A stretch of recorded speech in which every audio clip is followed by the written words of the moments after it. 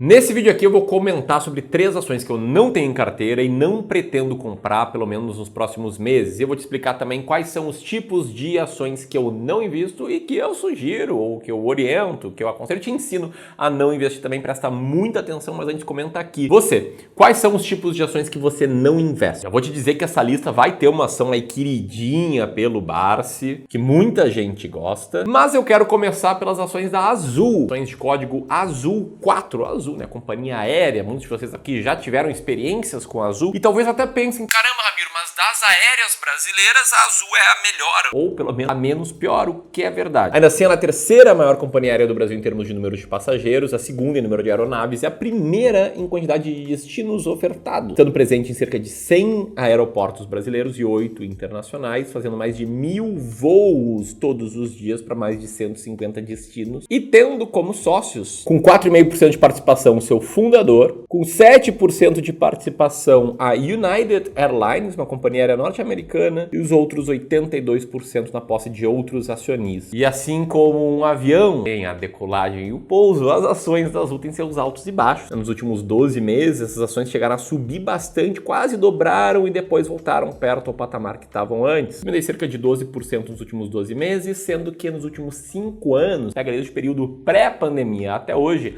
a queda acumulada é de cerca de 60%, ou seja, quem investiu R$100 mil em ações da Azul perdeu mais ou menos 60 mil. E esses resultados negativos na cotação das ações da Azul, eles acabam sendo um reflexo nos resultados negativos da empresa Azul. Em 2023, a empresa teve 3 vezes mais prejuízo do que em 2022. Mesmo assim, tem gente otimista com a Azul.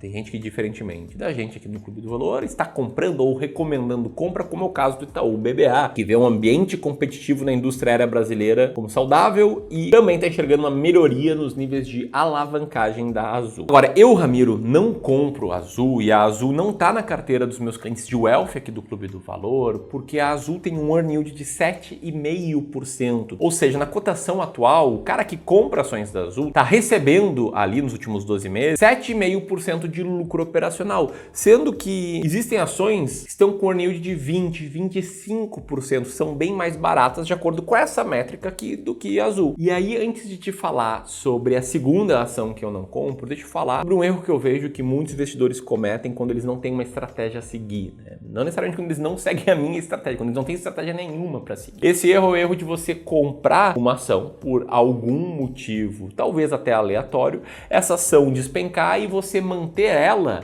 com a justificativa de que, olha, eu não vou vender no prejuízo, eu vou manter essas ações na minha carteira até eu empatar, até ela voltar à cotação que ela estava no dia que eu comprei ela. Esse tipo de comportamento que eu já tive lá atrás, quando eu não investia com estratégia, ele tem até um nome, é chamado de efeito de exposição. Esse é um viés comportamental que diz que, na média, os investidores eles têm uma disposição maior em manter na carteira ações que estão tendo prejuízo do que ações que estão subindo. Ou seja, na média, o cara que investe sem estratégia, compra, sei lá, meia dúzia, 10 ações, ele vai se apaixonar ou vai manter por mais tempo as ações que estão caindo, mesmo que elas caiam 60%, 80%, 90%, enquanto as ações que sobem 10%, 20%, ele vai vender rapidinho, porque ele tem menor disposição em mantê-las na carteira. E esse cara aqui, ele tá jogando contra si mesmo na questão da simetria. Quando o cara investe em ações, ele tem uma simetria positiva. Uma ação pode subir 1000%, multiplicar o seu patrimônio por 10 vezes, e ela vai no máximo cair 99,99%, ou seja, vai no máximo fazer você perder o dinheiro que você investiu nela. Só que quando você mantém as ações que estão despencando e vendem aquelas que subiram um pouquinho, você vai estar jogando essa simetria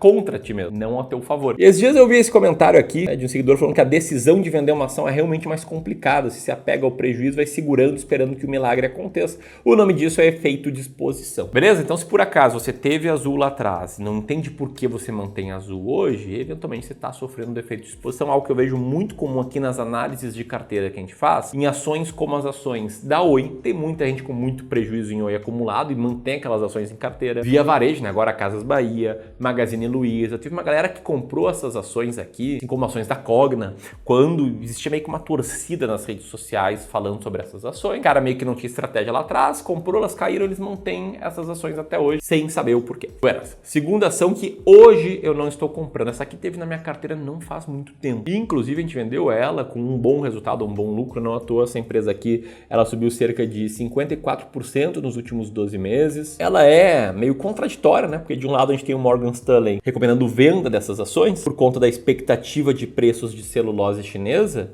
Do outro lado, o Itaú BBA diz que essa ação aqui é melhor que a Klabin e recomenda a sua compra, justificando pela redução dos seus custos de operação. Bom, quem é que está certo nessa história? Do meu ponto de vista, nenhum nem outro, porque aqui a gente está falando sobre análises qualitativas. Essas análises do Morgan Stanley e do Itaú BBA foram feitas com base em aspectos qualitativos, em os analistas estarem interpretando uma história e atribuindo um juízo de valor a essa história, que explica para um deles porque as ações estão caras e para outro porque as ações estão baratas. E a forma que a gente investe aqui é uma forma quantitativa, uma abordagem diferente, né? Não significa necessariamente que seja melhor, é melhor para mim, eu acho melhor. Mas enfim, tem gente que prefere analisar de forma qualitativa, eu acho que sempre a gente fica refém dos nossos viés comportamentais quando a gente faz análises mais qualitativas. E o ponto é que, olhando quantitativamente, essa ação aqui tem um earning yield atual de 8,81%. Estou falando aqui das ações da empresa Suzano Papel e Celulose, de código SUZB3, uma empresa brasileira do eixo florestal que atua principalmente na fabricação de produtos a partir da plantação de eucalipto e tem fábricas localizadas na Bahia, em São Paulo e no Maranhão. E aí, antes de citar a terceira ação que eu não estou comprando, que é uma queridinha do Barsi, deixa eu te falar de dois grandes grupos de ações que eu não compro. Primeiro grupo, ações escolhidas de forma aleatória. Eu percebo muito que a trajetória do investidor, PFC, né, investidor pessoa física comum, que é um cara que se dedica muito ao trabalho, é um cara que entendeu que o que faz enriquecer é o trabalho e que investimentos servem para você